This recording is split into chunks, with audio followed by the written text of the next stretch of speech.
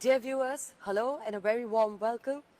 You're watching Aaj Tak India Today and I'm Anjana Om Kashyap and we're at Kremlin today and you're about to witness history, a very historic moment.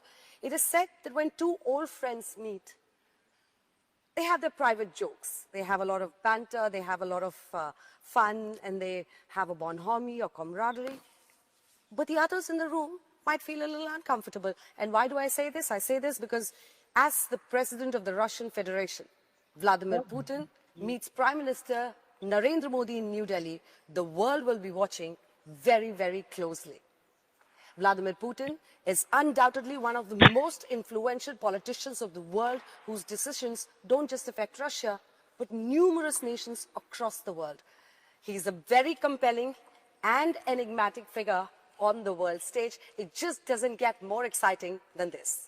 Well, that's right, Anjana. Hello and welcome. I'm Geeta Mohan. We have with us a man who is known to be one of the world's longest serving leaders. He's seen it all through wars and economic recessions, from disintegration of countries to a changed world order, from Boris Yeltsin to Donald Trump, from Atal Bihari Vajpayee to Manmohan Singh to Narendra Modi. He's seen the world change right in front of him, and he's taken Russia through very turbulent times and yet has cemented his position as a force to reckon with. Thank you so much, President, for doing this with us. You're in conversation with India Today and Aaj Tak. That's the President of the Russian Federation for you.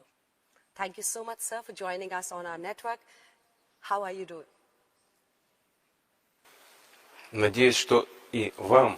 मैं उम्मीद करता हूं कि आपको रूस, Moscow और Kremlin, जहां हम काम करते हैं, आकर अच्छा लगा होगा। आप देख सकते हैं कि यहाँ पर सब कुछ ठीक ठाक चल रहा है। कुल मिलाकर हमारी आर्थिक स्थिति बेहतर है और मैं इस बात से सबसे ज़्यादा खुश हूँ कि मेरी मुलाकात मेरे दोस्त प्रधानमंत्री मोदी से होने वाली है।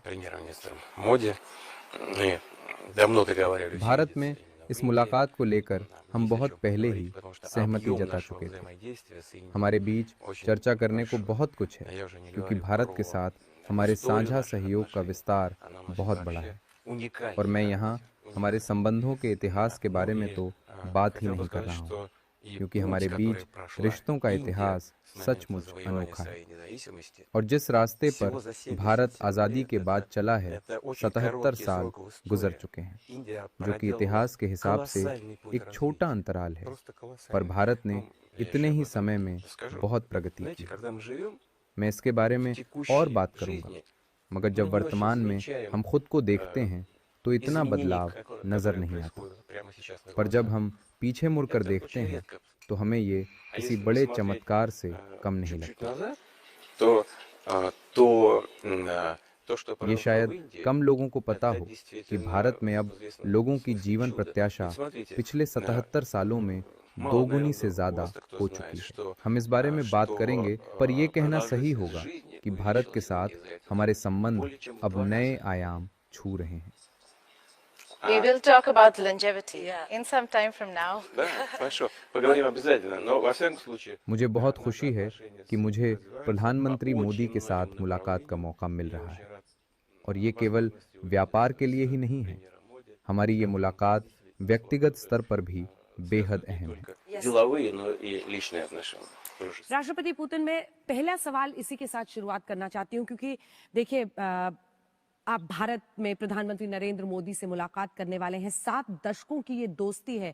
दोस्ती हिंदी का शब्द है और वहीं रूसी भाषा में इसको द्रुज़बा कहते हैं। तो ये जो दोस्ती द्रुज़बा वाला पूरा मामला है, इसको आप आज के दौर में कितनी ताकत इस दोस्ती में देखते हैं भारत और रूस के बीच में? प्रधानमंत्री नरेंद्र मोदी से और उनके बारे में आप क्या? प्रधानमंत्री मोदी के बारे में दरअसल दुनिया बहुत तेजी से बदल रही है और वक्त के साथ इसके बदलने की रफ्तार तेज होती जा रही है। ये बात सब जानते हैं। नए समीकरण और नए पावर सेंटर बन रहे हैं। इन समीकरणों पर प्रभाव डालने वाली शक्तियां भी समय के साथ बदल रही हैं। происходит. И в этих ऐसे हालात में दुनिया के महान देशों के बीच स्थिरता बेहद जरूरी है। ये बहुत जरूरी है और विश्व के लिए ये स्थिरता विकास की आधारशिला की तरह है, चाहे ये दो देशों के बीच का मामला हो या फिर पूरे विश्व से जुड़ा। В этом смысле наша работа вместе с премьер-министром Моди имеет इस सिलसिले очень में большое प्रधानमंत्री मोदी के साथ हमारे संबंध बहुत अहम भूमिका निभाते हैं। ये न केवल हमारे द्विपक्षीय संबंधों के लिए अहम है, बल्कि हमारे पारस्परिक लक्ष्यों की प्राप्ति के लिए भी बेहद महत्वपूर्ण है। взаимодействие чрезвычайно важно, потому что это гарантирует нам कुल मिलाकर हमारा आपसी सहयोग हमारे लक्ष्यों की प्राप्ति की गारंटी है। и перед собой прежде всего, а потом перед правительством, перед страной огромные сложности. प्रधानमंत्री मोदी सरकार और देश के सामने कई लक्ष्य रख चुके हैं। Он же имеет मेक इन इंडिया практическое प्रोजेक्ट измерение, в том इस числе दिशा में в एक здоровье बेहतरीन наших उदाहरण граждан. है। Мы когда हम जब भी встречаемся, मिलते он हैं говорит, а वो это हमेशा вот मुझसे कुछ न कुछ नया करने को लेकर а बात там करते в हैं। том उनकी числе सोच по काम को लेकर сферам, बेहद готов व्यावहारिक है। готов буду их перечислить. Поэтому у нас очень много практических направлений взаимодействия. लेकिन इससे पहले कि आगे बढ़े, गीता, एक तस्वीर हम दिखाना चाहते हैं राष्ट्रपति जी आपको। और राष्ट्रपति पुतिन, इस तस्वीर में आप प्रधानमंत्री नरेंद्र मोदी के साथ कार में जा रहे हैं। अब ये फोटो खूब वायरल होता है, लोग वीडियो पे इसके खूब डिस्कशन करते हैं कि क्या हुआ, कैसे हुआ। अब आप चूंकि यहाँ बैठे हैं, आप ही बताइए, क्या ये पहले से आप लोगों ने तय किया हुआ था और क्या बात हुई गाड़ी में? Вы знаете, обсуждали हम दोनों के вопросы, बीच это не было सामयिक запланировано. विषयों पर ही बातचीत Просто हुई мы вышли на और улицу, इसे लेकर подошла моя पहले жена, से говорит, कोई «Слушай, तैयारी поехали नहीं थी। вместе и все. हम Просто दोनों बाहर निकले, по-человечески, по-товарищески, सामने по-дружески. मुझे मेरी कार Ничего दिखाई здесь दी, никакой तो मैंने उन्हें сложной साथ चलने को задумки, कह दिया। не было. वैसे Просто ही сели जैसे вместе, как दोस्तों के товарищи, बीच как होता है, друзья, и, इसमें разговаривали इससे по ज्यादा дороге, और вот и कुछ всё. भी नहीं था। Нам всегда есть о रास्ते чем में हम поговорить. दोनों ने Больше बस того, мы еще आम दोस्तों की तरह разговорились, बात еще из की। машины не могли выйти. हमारे Потом पास еще- हमेशा потом еще говорю, बातचीत «Пойдем, करने там को же कुछ न машина कुछ есть». जरूर होता है। हम लोग बातचीत में इतना व्यस्त हो गए कि बाद में ख्याल आया कि लोग हमारा इंतजार कर रहे होंगे। इसमें ऐसा कुछ खास नहीं था। आपके विजिट पर वापस आते हैं राष्ट्रपति पुतिन जी। ये बहुत ही इम्पोर्टेंट विजिट है, बहुत सारे अग्रीमेंट साइन होंगे, बहुत बातचीत होगी ट्रेड को लेकर, डिफेंस को लेकर, एनर्जी को लेकर। ऐसी क्या इम्पोर्टेंट चीज़ें हैं जिस पर आपका फोकस रहेगा और ऐसे क्या चीज़ें हैं जिसको आप चाहते हैं कि इस इम्पोर्टेंट विजिट में वो आउटकम डॉक्यूमेंट में नजर आए? Ну, то, что мир будет следить за पूरी нашей दुनिया визитом, देख здесь रही है। ничего особенного нет. मुझे नहीं लगता कि इसमें कुछ खास है। भारत एक बहुत विशाल देश है। ये 150 करोड़ लोगों का देश है। ये एक विकासशील देश है 7% роста – это जहां विकास की दर крупная экономика, 7.7% номер है। ये प्रधानमंत्री मोदी की एक बड़ी उपलब्धि है। ये भारत के नागरिकों के लिए गौरव की बात है। ये सही है कि इसके बावजूद आलोचना करने वाले कह सकते हैं कि इससे बेहतर किया जा सकता Понятно, था, что всегда есть पर परिणाम критики, सबके सामने है। которые полагают, что можно было бы сделать лучше. Но это результат. आने वाले समय में हम भविष्य को लेकर कई अहम क्षेत्रों में सहकार्य के लिए तैयार हैं और उनमें से एक है हाई टेक्नोलॉजी।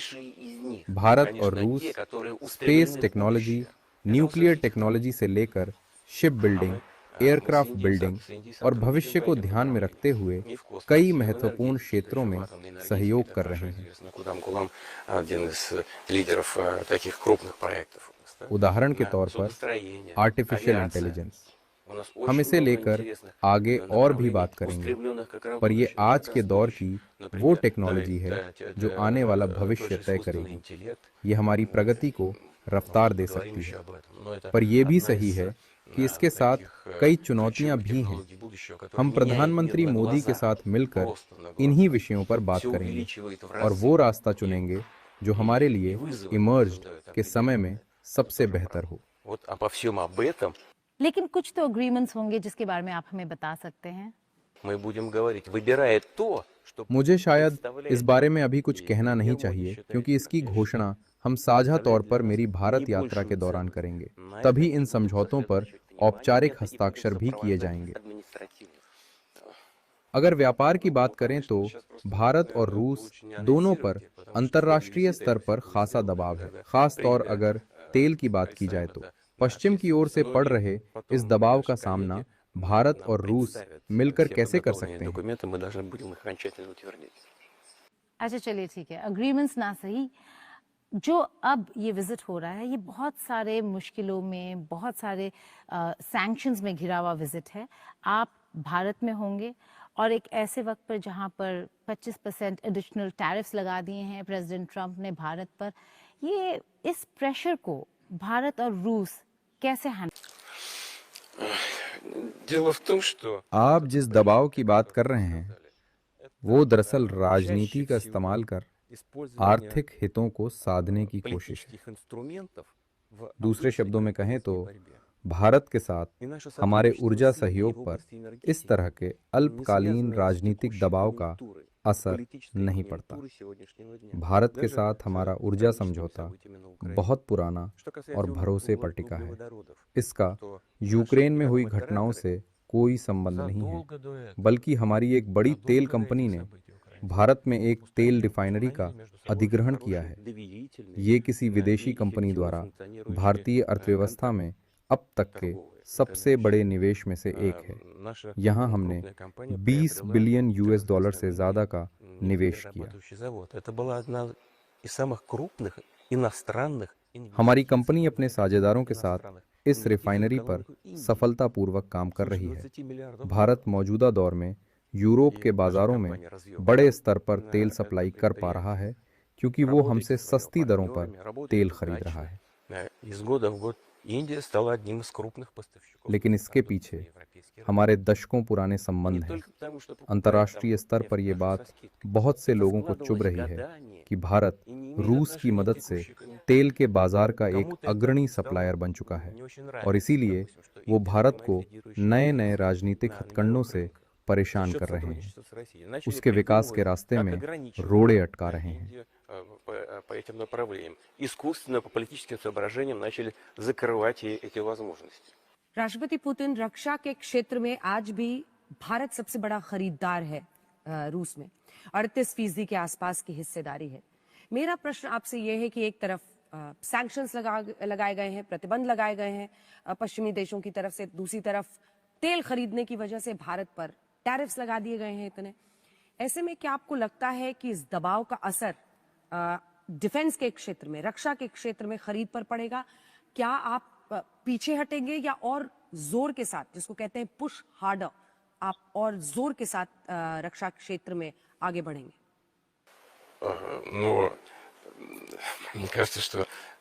मैं समझता हूं कि भारत से आज दुनिया का कोई भी देश वैसे बात नहीं कर सकता जैसे आज से 77 साल पहले किया करता था।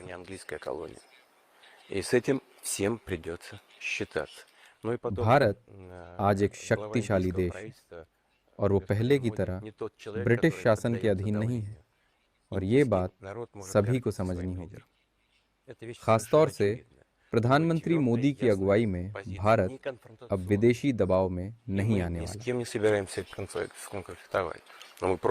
भारत के लोग गर्व कर सकते हैं कि उनका प्रधानमंत्री किसी के दबाव में काम नहीं करता। साथ ही वो किसी के साथ टकराव का रास्ता भी नहीं अपनाते। दरअसल हम किसी के साथ भी टकराव नहीं चाहते, केवल अपने वैध हितों की रक्षा चाहते हैं। हमारा 90% से ज्यादा लेन देन हमारी राष्ट्रीय मुद्रा में होता है। हालांकि बिचौलियों को लेकर थोड़ी समस्या आती है, पर इसके लिए हम साझा व्यवस्था बना सकते हैं जहां रूस और भारत के बैंक बिना किसी रुकावट आपस में लेन देन कर सकें। हम इस पर लगातार काम कर रहे हैं। एक बार ये व्यवस्था अमल में आ जाए तो व्यापार को लेकर बाहरी दबाव से जुड़ी सारी समस्याएं दूर हो जाएंगी। राष्ट्रपति पुतिन, इस सवाल के 3 हिस्से हैं। एक तो ऑपरेशन सिंदूर के दौरान भारत की निर्णायक जीत जो पाकिस्तान के खिलाफ रही, उसमें S-400 जो एयर डिफेंस सिस्टम है हमारा, वो बहुत काम आया। S-400 जो बाकी मिलने वाले हैं 5, वो कब तक भारत को मिलेगा? S-500 जिसकी अब उम्मीद की जा रही है S-500 को लेकर क्या चर्चा होने वाली है, क्या फैसला होने वाला है, और Su-57 जो लड़ाकू विमान है 5th जनरेशन का, को प्रोडक्शन, टेक्नोलॉजी ट्रांसफर, इसके क्षेत्र में क्या प्रस्ताव होगा आपका भारत, टेक्नोलॉजी ट्रांसफर, इसके क्षेत्र में क्या प्रस्ताव होगा आपका भारत के सामने? Вы прямо эксперт. आप तो इस फील्ड की एक्सपर्ट लगती हैं। सच कहूँ तो एक पल के लिए लगा जैसे मैं किसी उच्च स्तरीय रक्षा सौदे की बैठक में बैठा हूँ। लेकिन यहाँ मैं एक बेहद महत्वपूर्ण बात कहना चाहूँगा। भारत हमारे सबसे भरोसेमंद साझेदारों में से एक है। हम सिर्फ भारत को हथियार बेच नहीं रहे और भारत सिर्फ इन्हें खरीद नहीं रहा। हमारे बीच का रिश्ता इससे कहीं ऊपर है, कहीं गहरा है। हम पानी के जहाज, मिसाइलें और हवाई जहाज तक बना रहे हैं। आपने Su-57 का जिक्र किया, लेकिन भारत कई तरह के रूसी बख्तरबंद युद्धक वाहनों का उपयोग कर रहा है। T-90 टैंक, जिन्हें भारत खुद बना रहा है, बेहद उत्कृष्ट टैंक हैं। और ब्रह्मोस मिसाइल जो भारत और रूस ने मिलकर मेक इन इंडिया के तहत विकसित की, उस पर भी हमें गर्व है। इसी तरह क्लाशनिकोव राइफलें भी भारत में ही बन रही हैं। यहाँ हम उन्नत तकनीक की बात कर रहे हैं और आधुनिक युद्धों में इन हथियारों के इस्तेमाल ने इनकी महत्वता कई गुना बढ़ा दी है। और अब भारतीय रक्षा विशेषज्ञ भी रूसी सहयोग के साथ इन बातों को गहराई से समझते हैं। किस हथियार को किस परिस्थिति में कैसे सबसे बेहतर तरीके से इस्तेमाल किया जाए। यही वो भरोसा है, यही वो साझेदारी है जिसने भारत और रूस दोनों को मजबूत बनाया है। And the Kalashnikovs. क्लाशनिकोव एक बेहद महत्वपूर्ण हथियार है, लेकिन हम इसकी जितनी चर्चा करते हैं उतनी ही ये कहना भी सही है कि ये वाकई शानदार टेक्नोलॉजी है। कुछ हथियार ऐसे होते हैं जिनका युद्ध में वास्तविक इस्तेमाल होने के बाद उनकी वैल्यू, उनकी विश्वसनीयता कई गुना बढ़ जाती है। अब भारतीय सैन्य विशेषज्ञ, जिनके हमारी सेना से बेहद मजबूत और पुराने संबंध हैं, वो बहुत अच्छी तरह समझते हैं कि कौन सा हथियार किस परिस्थिति में सबसे श्रेष्ठ प्रदर्शन करता है, कब उसे तैनात करना चाहिए, कहाँ उसका उपयोग सबसे प्रभावी होगा। ये रणनीतिक समझ अत्यंत महत्वपूर्ण है और ये समझ सिर्फ एक तरफ से आने वाली नहीं है। भारत और रूस दोनों पक्ष इसे एक दूसरे के साथ साझा करते हैं। И с российской, и с индийской стороны есть. प्रेसिडेंट पुतिन, एक ऑयल के सवाल पे वापस जाना चाहूंगी, क्योंकि आपने स्ट्रेटेजिक ऑटोनॉमी की बात की अभी जब आप अंजना को जवाब दे रहे थे। तो ये स्ट्रेटेजिक ऑटोनॉमी बहुत ज़रूरी है। भारत दिखा रहा है, रूस ये बता रहा है कि हम अपने इंटरेस्ट को आगे रखेंगे। ऐसे में क्या भारत रूस के तेल का इंटेक कम कर रहा है? Вы знаете, у нас есть ये सही है कि साल के पहले 9 महीनों के मुकाबले अब भारत के साथ द्विपक्षीय व्यापार में कुछ कमी आई है, लेकिन इसे एक तरह के समायोजन के रूप में देखा जाना चाहिए। पर कुल मिलाकर भारत के साथ रूस का व्यापार लगभग पहले जैसा ही है।